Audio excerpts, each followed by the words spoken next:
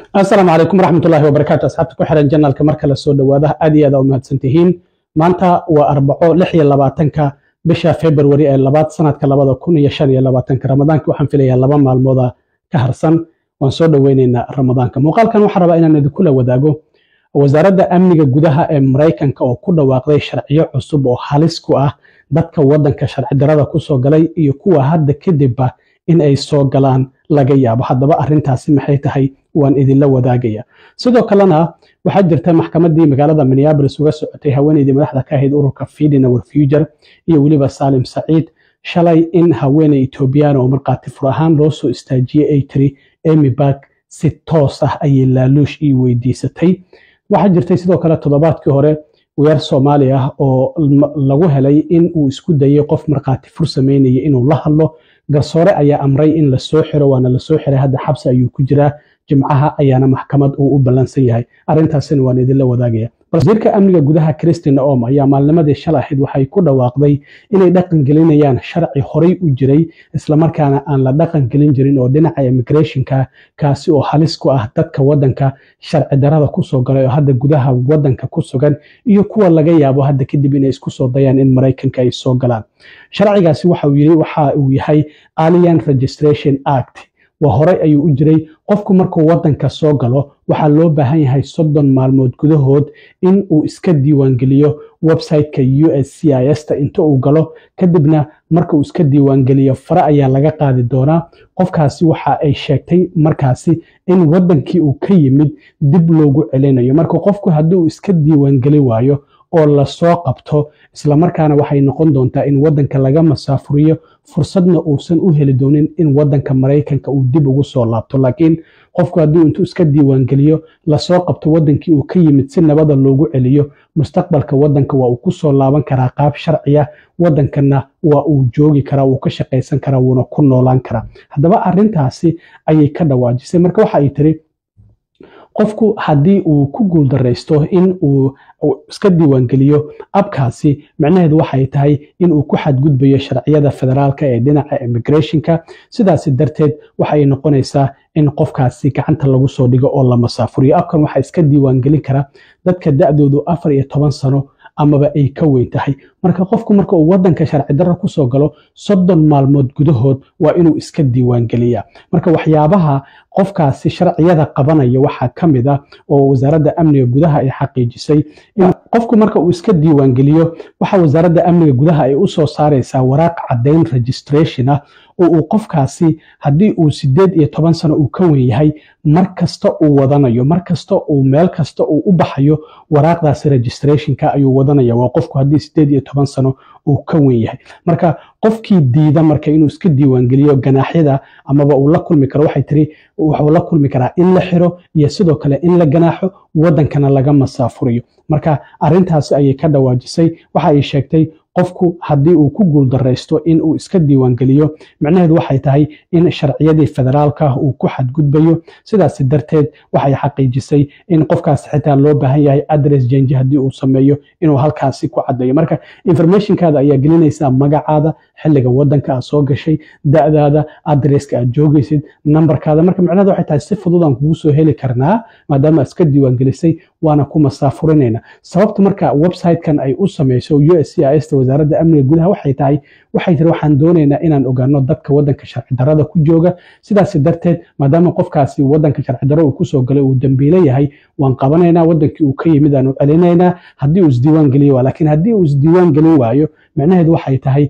markastaba waan helaynaa waana masaafurinaynaa marka haddii aadan isdiiwaan gelin wadankan mar kale dib uguma soo laaban karta laakiin haddii adigoo isdiiwaan geliyey lagu qabto oo lagu masaafuriyo macnaheedu waxay tahay wadanka dib ayaad ugu soo laaban kartaa qaab sharci ah adigoo ku imaanaya marka abadiyan waa laga mamnuucaya haddii aad isdiiwaan geli waysid oo lagu qabto oo lagu masaafuriyo wasiirka amniga gudaha Christina Oom oo arrintan ka hadlaysayna waxa ay tiri Well, we are putting in place and enforcing the Alien Registration Act, which is using every single tool that we have at our disposal to do exactly what President Trump promised the American people. The Alien Registration Act says that within 30 days of being in this country illegally, someone must register with the federal government. They will be fingerprinted. They must announce that they are here. And if they do so, they can avoid criminal charges and fines, and we will help them relocate right back to their home country. And what this does is provide them an opportunity to come back someday and to be a part of the American dream. If they don't register, they're breaking the federal law, which has always been in place. We're just going to start enforcing it to make sure that these aliens go back home. And when they want to be an American, then they can come and visit us again. But we have a website that is live now. It's at USCIS/alien registration. You can go there now. And these folks that are here in this country illegally can self-register. They can avoid the criminal charges. They can avoid the fines, and we will help them go home. And what that provides for them is a safer environment. It's safer for our communities. It saves us taxpayer dollars, and it allows them an opportunity to come back to this country and to be an American and to live the American dream, which is truly what our history is all about. So yes, Jesse, this is not a new law. I'm just announcing that I'm going to enforce our law. And we're going to use this tool to make sure that we're following our law to provide people an opportunity to go home and come back and be a part of our country's future in the right way. dhinaca kale maxkamaddii magaalada Minneapolis uga socotay haweeneydii madaxda ka ahayd ururka Feeding Our Future Amy Back iyo waliba Salim Saciid oo milkiilayaasha maqaayadda Safari ka mid ahaa ayaa toddobaadkii saddexaad hadda gabagaba uu ku dhow yahay. Shalay waxaa maxkamadda markhaati fur ahaan loo soo istaajiyay haweeney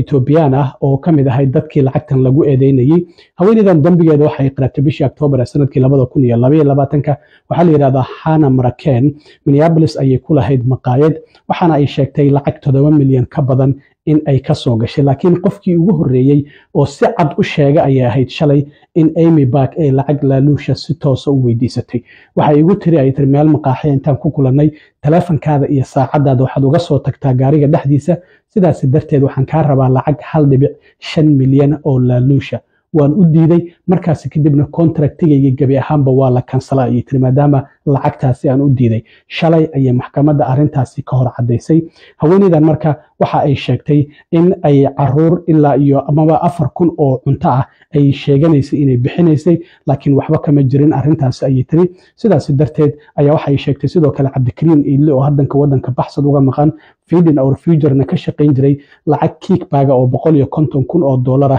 ayaan siiyay ay tiri isagana. Sidaas ayay shalay marka ku marqaatay furtay iyadoo sidoo kalena noqotay haweeneydii ugu horeysay oo si toos ah u sheegtay in Amy Back oo Feeding Our Future madaxda ka ahayd in ay lacagtaasi laaluushka ah weydiisatay oo 1.5 milyan ah. Marka sidoo kalena waxaa jirta in toddobaadkii hore in uu isku dayay in Cabdinaasir Maxamed Abshir oo 30 jir ah inuu la hadlo Sharmaake Jaamac oo isku dayay amaba marqaati fur ahaan maxkamadda loo soo istaajin rabay. Arintan toddobaadkii hore ay dhacday Talaadadii maxkamadda gudaheeda ayuu isku dayay yarkan Cabdinaasir inuu la hadlo Sharmaake Jaamac oo yiraahdo balna keen musqusha waan ku wada hadlaynaa. Cabdinaasir Maxamed Abshirna waxa la sheegay in uu qaraabo la yahay Salim Saciid oo milkiilayaashii maqaayadda Safari ka mid ah isla markaana dadka maxkamadda saaran ku jira isaga iyo Amy Back. Marka garsoore ayaa waxa uu amray in la soo xiro. Isniintii ayaa la soo xiray, haddana xabsiga Sherbrooke ayuu ku jiraa. Isaga waxaa la filayay in maxkamadiisa ay bilaabato bisha Agoosto ee soo socota. Sidaas darteed xabsiga ayuu hadda ku jiraa oo waa la soo xiray. Sawirkan ayaa laga qaaday markii xabsiga la geeyay. waxaana maalinta Jimcaha la dhageysan doonaa in damaanada lagu sii daayo iyo in uu maxkamadda ku sii ama xabsi ku sii jiro ilaa iyo maxkamadiisa ay ka bilaabanayso. Salim Saciidna waxaa lagu amray in uusan la hadli karin dadka maxkamaddu ay kula socoto sida hadda Amy Back iyo dadka eedeysanayaasha oo iyaguna maxkamad sugayaasha waxaa la yiri lama hadli kartid oo wax wada hadala idima dhaxmari karaan. Marka waxaa qalad ah in qof marqaati furahaan maxkamad ugu socdo aad isku daydo inaad ama laaluushto ama u hanjabto ama aad la hadasho oo aad wax u sheegto wax u ballanqaad u sameeyso. Marka arintaasi ayaa lagu haystaa hadda yarkan Cabdinaasir Maxamed Abshir oo la soo xiray oo garsooruhu amray. Waxaana sidoo kalena mid kamid ah xeer ilaaliyaasha Joe Thompson oo sheegay in uu isku dayay in uu marqaatigaasi uu la hadlo Cabdinaasir toddobaadkii la soo dhaafay. Sidaas darteed maxkamadda waa tii laga sheegay. Markaasina hadda toddobaadkan ayaa la soo xiray oo xabsiga ayuu ku jiraa. Jimcaha ayaana maxkamad la soo hor istaajin doonaa in damaanada lagu sii daayo iyo in kale. aad iyo aad u mahadsantiin asxaabta. intaan mar kale kulmi doono waa saaxiibkan Cilmi Waaro idin la sida iyo nabadgelyo.